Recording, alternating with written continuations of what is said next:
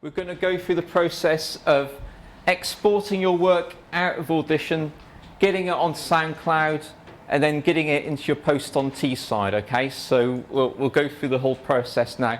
Here I am in Audition, and imagine that this is my finished multi-track work that I want to export.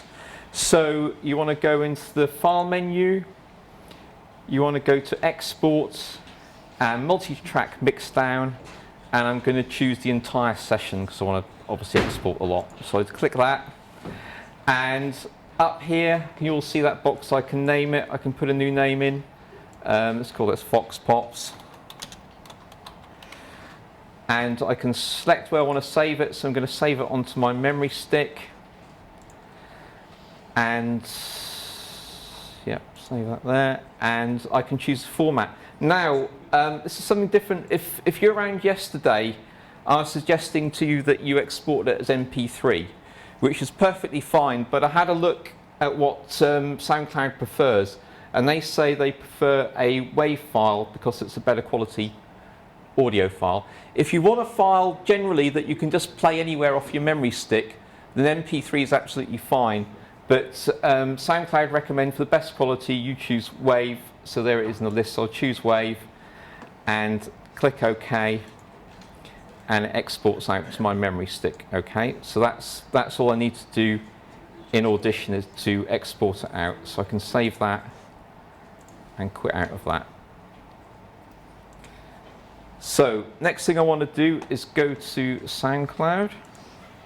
So with SoundCloud, as you probably know already, you can either create an account or you can log in with your Facebook or your Google details. So I'm going to log in with my Facebook details.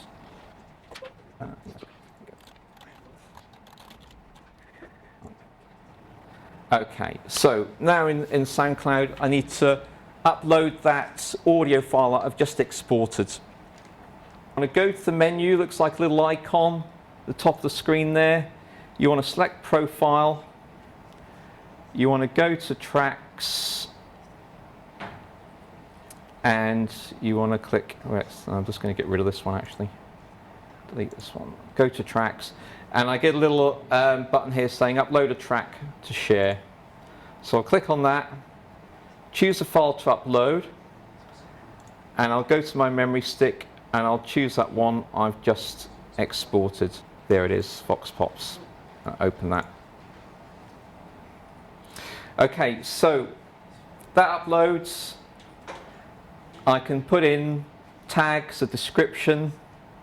I don't know, you might want to put the cue in there, but I think also it might be a good idea to put the cue in the text in your article when you post it in Tside as well, but we'll get onto that.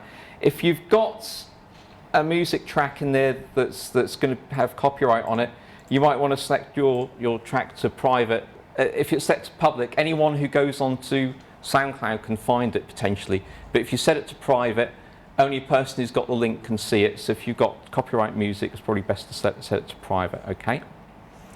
And then you want to click Save. Okay, so let's go back and find my track again. So under your track, you want to click the Share button. Now you can just grab this link here and post that in your article, and that's absolutely fine.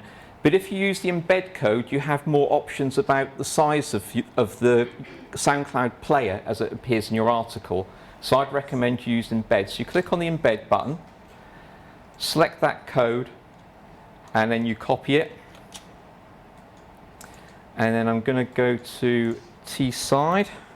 There we go, and I'll log into Tside.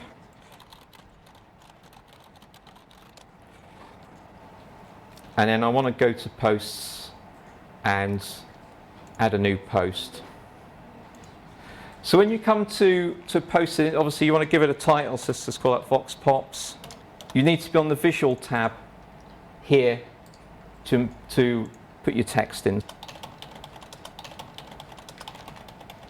Okay, so there's my text.